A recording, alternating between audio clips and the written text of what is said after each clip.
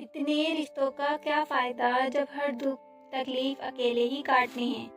لہٰذا خود کو مضبوط کر لیں تاکہ اپنا غم خود اٹھا سکیں۔ حقیقی انسان وہ ہے جو اپنے جسم کے مردہ ہونے سے زیادہ اپنے دل کے مردہ ہونے کا خوف رکھتا ہو۔ اپنے بارے میں نہ کسی پیر سے پوچھو، نہ کسی فقیر سے پوچھو، بس تھوڑی دیر آنکھیں بند کرو اور اپنے ضمیر سے پوچھو۔ شکوے شکایت کی لت لگ جائے تو ناشکری زبان کی لذت بن جاتی ہے اور انسان ہمیشہ بے سکون رہتا ہے۔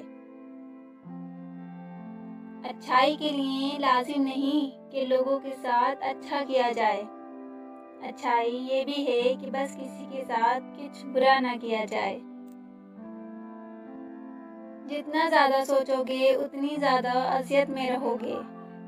یا تو اپنے آپ کو مضبوط کرو یا مصروف کر لو۔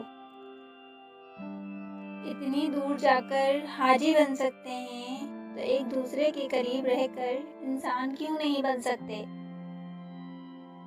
کسی سے بدلہ لینے کا مزہ 2-4 دن رہے گا، لیکن کسی کو معاف کرنے کا مزہ ساری زندگی رہے گا۔ تکلیف اور درد ایک ایسا تحفہ ہے جس میں رحمت پوشیدہ ہوتی ہے۔ 2 قسم کے لوگ کبھی عزت دار نہیں ہو سکتے، ایک چمچہ گیر، دوسرا منافق۔ لوگوں پر 3 احسان کرو۔ نمبر 1، نفع نہیں دے سکتے تو نقصان نہ کرو۔ نمبر 2، خوش نہیں کر سکتے تو رنجیدہ نہ کرو۔ نمبر 3، تعریف نہیں کر سکتے تو برائی نہ کرو۔